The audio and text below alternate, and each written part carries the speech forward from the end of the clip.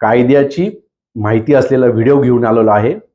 आपण माझे व्हिडिओ बघता, तसेच माझे व्हिडिओ लाईक करा, सबस्क्राईब करा आणि जास्तीत जास्त लोकांपर्यंत शेअर आणि फॉरवर्ड करा, जेणेकरून सर्वसामान्यांपर्यंत कायद्याची सोप्या भाषेतली माहिती जाईल. तर काल मित्रांनो, राज्य सरकारने एक निर्णय घेतलेला आहे की इथून पुढे शेतजमिनीच्या वापरासाठी बिनशेती परवानगी रद्द, म्हणजे नॉर्मल भाषेमध्ये ज्याला आपण एनए ऑर्डर म्हणतो, ती इथून पुढे रद्द. तसंच एनए टॅक्स देखील रद्द. असे काल दोन महत्त्वपूर्ण निर्णय राज्य सरकारने घेतलेले आहेत. त्याचं विश्लेषण आज मी करणार आहे. तर दोन्हीही निर्णय शासनाचे स्वागतार्ह आहेत, कारण एनए करायला गेल्यानंतर नागरिकांना जो काही त्रास होतो आणि ज्या प्रकारचा भ्रष्टाचार तिथे केला जातो त्याच्यातनं नागरिकांची सुटका होणार आहे.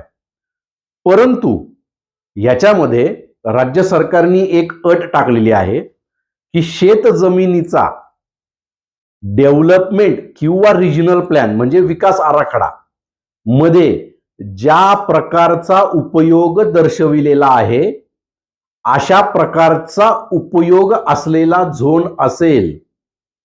बघा मित्रांनो, परत एकदा सांगतो, विकास आराखड्यामध्ये ज्या प्रकारचा झोन दाखवलेला आहे अशा झोनच्या वापरासाठीच फक्त इथून पुढे बिनशेती परवानगी लागू राहणार नाही. मग आता ह्याचा सोप्या भाषेत अर्थ काय आहे? तर राज्य शासन प्रत्येक जमिनीसाठी एक विकास आराखडा बनवतं.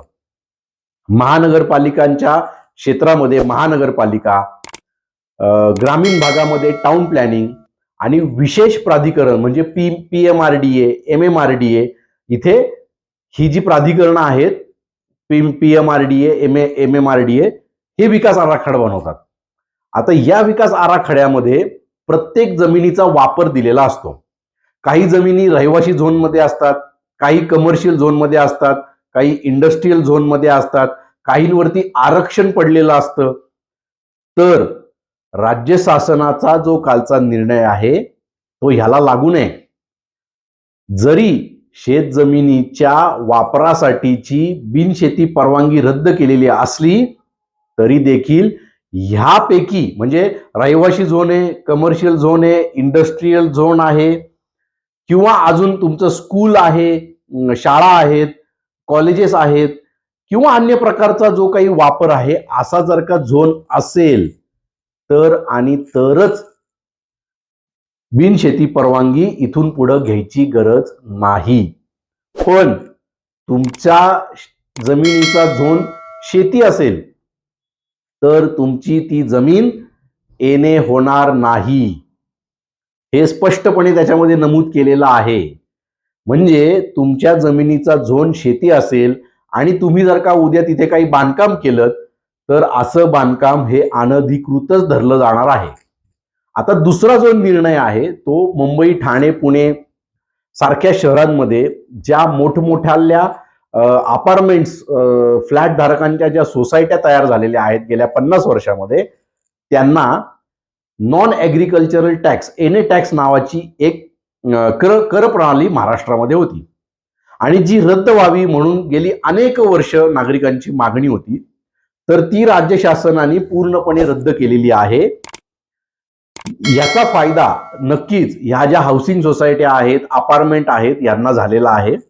परंतु त्याच्यामध्ये देखील राज्य शासनाने जरी हा टॅक्स रद्द केलेला असला तरी वन टाइम प्रीमियम भरावा लागणार आहे. आता हा वन टाइम प्रीमियम हा कसा भरायचा आहे? तर समजा तुमच्या सोसायटीचं जे काही चौरस मीटरचं क्षेत्रफळ असेल त्या चौरस मीटरचे तक्ता दिलेला आहे राज्य सरकारने की 1000 चौरस मीटर पर्यंत त्या विभागातल्या रेडी रेकनर दराच्या 0.10% प्रीमियम भरायचा आहे. बघा, 0.10% म्हणजे आपण असं समजलो की एखाद्या सोसायटीचं क्षेत्रफळ आहे 1000 चौरस मीटर आणि तिथला जर का रेडी रेकनर दर असेल 50,000 रुपये, तर 1,000 इंटू 50,000 जर का केलं तर 5 कोटी साधारण त्याचं व्हॅल्युएशन आलं. तर 5 कोटीच्या 0.10% म्हणजे ते साधारण 1,00,000 रुपये नाही 50,000 रुपये 50,000 रुपये वन टाइम प्रीमियम तुम्हाला भरायचा आहे. तसंच पुढे त्यांनी दिलेलं आहे की 1,001 ते 4,000 चौरस मीटर पर्यंत जर का तुमच्या सोसायटीचं जमीन क्षेत्र असेल तर त्याला 0.50% आणि 4,000 चौरस मीटरच्या पुढे 0.25% वन टाइम प्रीमियम सोसायट्यांना किंवा अपार्टमेंटला भरायचा आहे. अशा पद्धतीने दोन्ही प्रकारचे निर्णय हे अतिशय स्वागतार्ह आहेत. परंतु त्याला जे परंतु लागू आहे ते नागरिकांनी लोकांनी नीट समजून घेणं गरजेचं आहे. न्यूजपेपरवाले न्यूज चॅनलवाले TRP साठी बातम्या लावतात की यापुढे येण्याची गरज नाही, शेतजमिनींना येण्याची गरज नाही, अशा बातम्या अनेकांनी लावलेल्या आहेत. तसं नाहीये. शेत जमिनीचा जर का झोन त्या प्रकारचा असेल तर आणि तरच येणे लागू नाहीये. मित्रांनो, माझा व्हिडिओ ऐकल्याबद्दल खूप खूप धन्यवाद आणि माझे व्हिडिओ लाईक शेअर करा, सबस्क्राईब करा.